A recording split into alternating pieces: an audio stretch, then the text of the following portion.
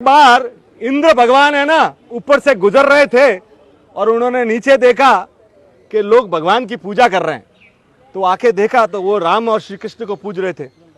तब उनका ego hurt हो गया कि यार अपने को तो कोई पूछ ही नहीं रहा।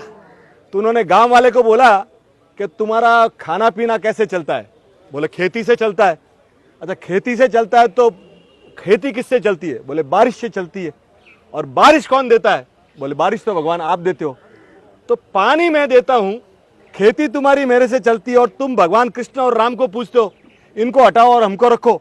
तो बोला साहब ये तो हमारे इष्ट देवता है, इनको हम हटा नहीं सकते। तो बोले तुम नहीं हटा सकते तो कल से मेरा पानी बंद और अगला 5 साल तक तुम्हारी यहां बारिश नहीं होगी। उतने बोल तो दिया बंदे ने, अब करे क्या? तो गांव वालों ने बोला साहब आपके कितने भी क्या, हम अपने इष्ट देवता को तो नहीं हटाए। 6 महीना बीत गया पर गांव वाले थक गए। अब थके और ऐसे थके कि अब यार बिना रोजी पानी अपना काम तो, बोले चलते हैं और इंद्र भगवान से ही रास्ता सोल्यूशन पूछते हैं।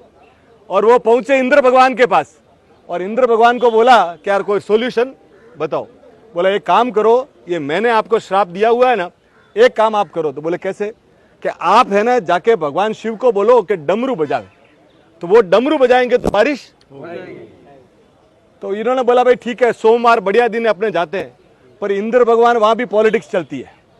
उनके मन में आया कि यार श्राप भी मैंने दिया और सॉल्यूशन भी मैंने बता दिया, तो ये तो लफड़ा वाला काम है। तो पहले पहुंच गए भगवान के पास, बोले महादेव की पूजा अर्चना की और महादेव को बोला।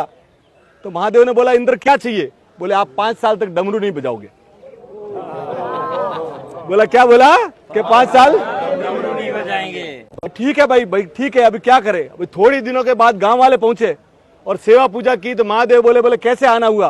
बोले साहब बारिश नहीं है, पानी दो और आपका डमरू बजाना है। बोले डमरू तो हमारा पैक है, 5 साल के लिए हमने वरदान दिया हुआ है, नहीं बजेगा तो नहीं बजेगा। भगवान ने भाई गांव वाले देखे भाई अपना तो कोई चलता है नहीं, और गांव वाले चुपचाप आके बैठ गए। और बैठे भी कैसे साहब?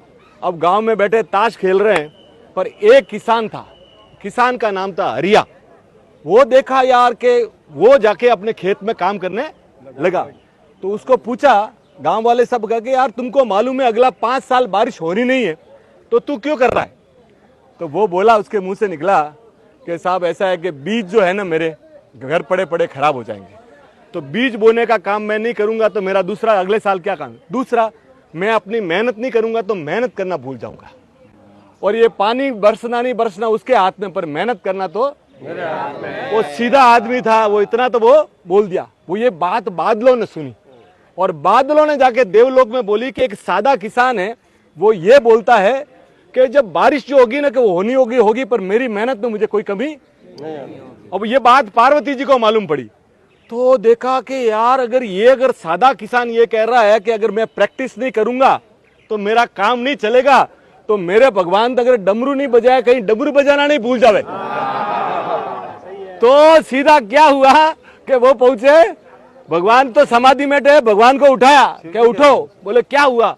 कि बोले यार ऐसा है कि वो सादा किसान बता रहा है कि अगर प्रैक्टिस नहीं किया तो डमरू बजाना है। बोले भगवान बोले यार बात तो उसकी मजेदारी है।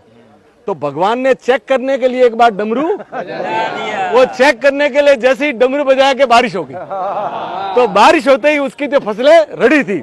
तो साहब जीवन में अपना धंधा कम चले ज्यादा चले, अपनी प्रैक्टिस में कमी नहीं आनी चाहिए। इसलिए बोलते हैं कि लगे रहो मुन्ना भाई, तो जिंदगी में कोई कमी नहीं आनी चाहिए। Thank you sir.